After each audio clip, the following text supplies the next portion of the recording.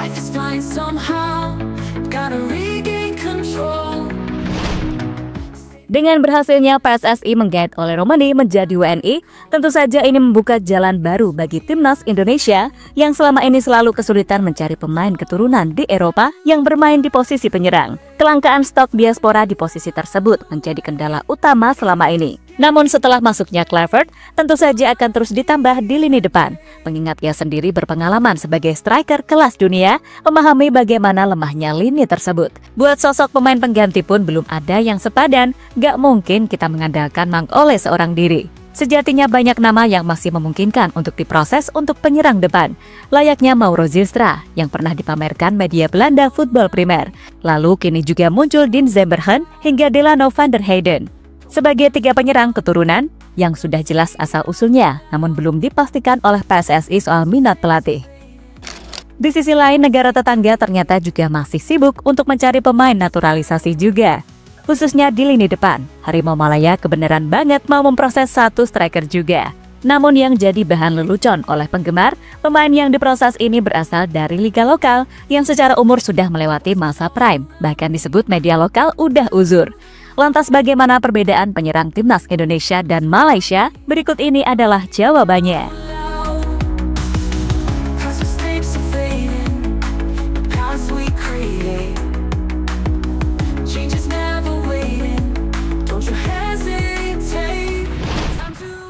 Pos penyerangan timnas Indonesia akhirnya mempunyai tumpuan yang jelas secara posisi maupun permainan. Ole Romani diprediksi akan sangat pas mengisi posisi tersebut. Atribut penyerang yang lumayan komplit, dengan postur serta visi yang sudah teruji, banyak yang berharap kepadanya akan menggendong skuad Garuda dalam jangka waktu yang lumayan lama. Namun yang perlu diingat, seorang Ole Romani nggak mungkin bisa melakukan hal tersebut, perlu dukungan, dan mimin rasa belum cukup dukungan dari winger. Rafael Struijk dan Ragnar Oratmangun yang punya posisi asli sebagai penyerang dirasa belum tentu bisa konsisten. Contohnya dalam match terdekat menghadapi Australia saja. Faktanya, Ragnar gak bisa main akibat akumulasi kartu kuning yang menimpanya di laga-laga sebelumnya. Sedangkan Rafael Struijk kini dinilai belum terlalu matang setelah makin kesulitan mendapatkan menit bermain bersama Brisbane Roar di Liga Australia. Selain mereka berdua, pemain yang berada di posisi yang sama tentu saja nggak banyak. Hanya beberapa pemain liga lokal layaknya Egy, Witan, dan Yakub bersaudara. Sementara Eliano bisa saja sih, tapi bukan posisi aslinya. Dan untuk lini serang tim calon peserta Piala Dunia, tentu saja lini depan sangat amat penting. Sehingga kini kembali mencuat beberapa nama baru.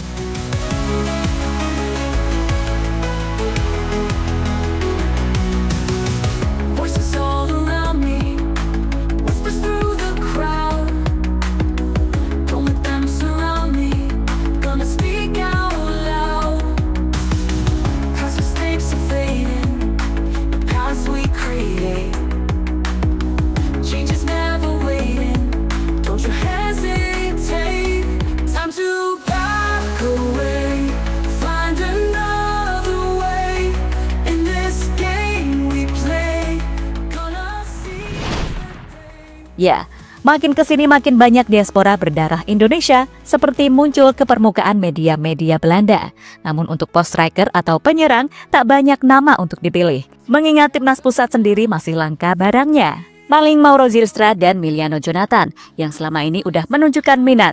Namun selain dua nama tersebut, kini mencuat nama Delano van der Heyden serta Dean Zemberhen. Di mana Delano muncul setelah masuknya Patrick Kluivert yang mana hal ini menggugah pemain 20 tahun tersebut. Delano sendiri berposisi sebagai attacking midfielder, bermain untuk Feyenoord U21 di Liga Belanda U21. Namun secara statistik, pemain ini sudah sering kali mencuri perhatian tim utama. Walaupun untuk bersaing di Feyenoord untuk berkompetisi di Eredivisie tentu saja sangat sulit.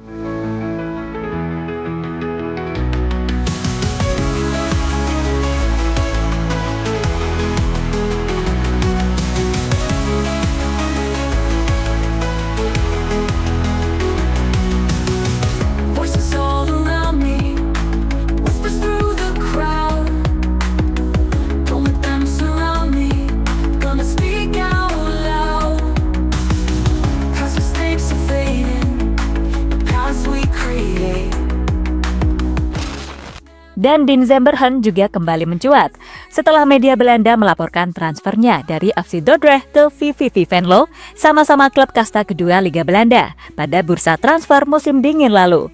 Namun sebenarnya ia merupakan pemain keturunan lama yang pernah diminati oleh PSSI di era Sintayong. Usianya yang masih 23 tahun dan posisinya sebagai penyerang menjadi sesuatu yang masih dibutuhkan oleh skuad Garuda. Secara kemampuan, Dean juga lumayan menjanjikan di usianya.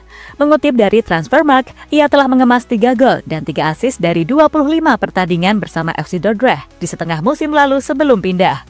Dan sepanjang karir profesional di berbagai klub, Dean setidaknya mencetak 27 gol serta 12 assist dalam 97 laga. Oleh karena itu, pemain ini masih layak untuk dipantau. Apalagi jika transfernya ini berhasil, tentu saja sangat memungkinkan untuk digaet. Ya kan?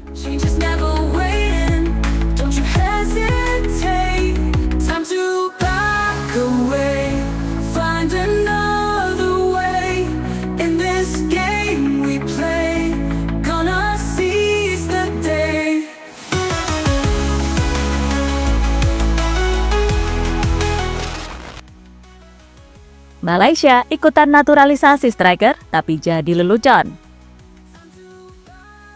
Melihat Indonesia meresmikan Ole Romani, negara tetangga seakan seperti terus iri untuk mengikuti langkah-langkah PSSI dan emang sepertinya mau kopas terus sih. Kali ini mereka ingin meniru memproses penyerang juga untuk mengatasi tumpulnya lini serang, yaitu Bergson da Silva. Akan tetapi, yang jadi sorotan fans Indonesia adalah umur yang sudah tak muda lagi. Bahkan 1 atau 2 tahun lagi mungkin gak akan dipakai. Sebab penyerang asal Brasil ini baru saja merayakan ulang tahun ke-34 pada 9 Februari kemarin. Namun para fans lokal Malaysia sangat antusias memberikan dukungan. Salah satu yang bikin mereka senang adalah performa Bergson yang bisa dibilang di atas rata-rata.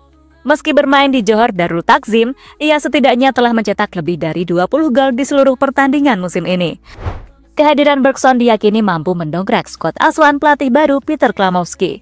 Dan JDT Tunku Mahkota Ismail mengumumkan bahwa Bergson salah satu calon pemain Malaysia untuk jangka pendek saja.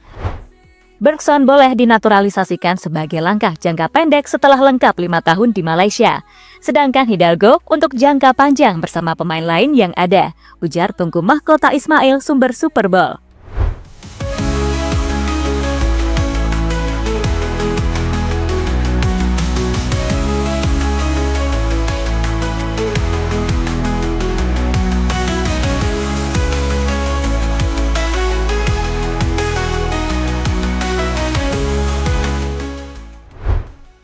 Vietnam belum berhenti nyinyir.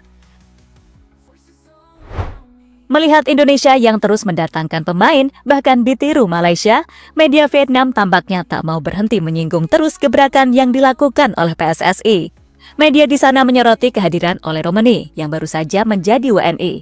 Namun seolah gak mau tersaingi, mereka menyebut jika ini berbahaya untuk pemain lokal. Padahal jelas-jelas pemain lokal juga masih bisa bersaing. Buktinya saja Rizky Ridho makin matang setelah kenal sejumlah pemain top seperti Jaitzes. Sejumlah pemain liga lokal juga masih punya kesempatan terbuka, asal punya potensi, sebagaimana lagi dipantau secara langsung oleh tim kepelatihan yang dipimpin oleh Patrick Kluivert. Ya kan?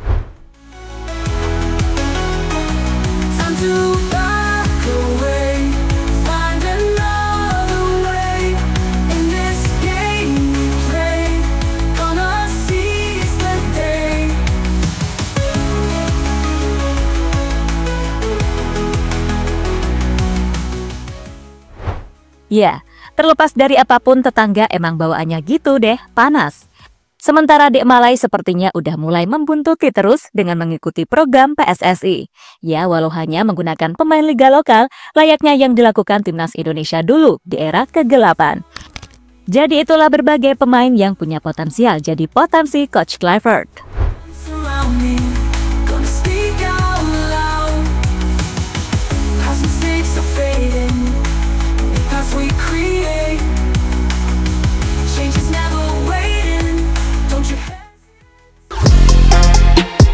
Halo, izin iklan sebentar ya guys. Jadikan ruangmu bernuansa timnas. Temukan beragam poster dinding, sepak bola dan timnas dengan desain menawan, kualitas premium dan harga yang tidak akan menguras kantong. Segera klik link Shopee di deskripsi video ini dan dukung timnas dengan sepenuh hati. mulai dari dinding rumahmu.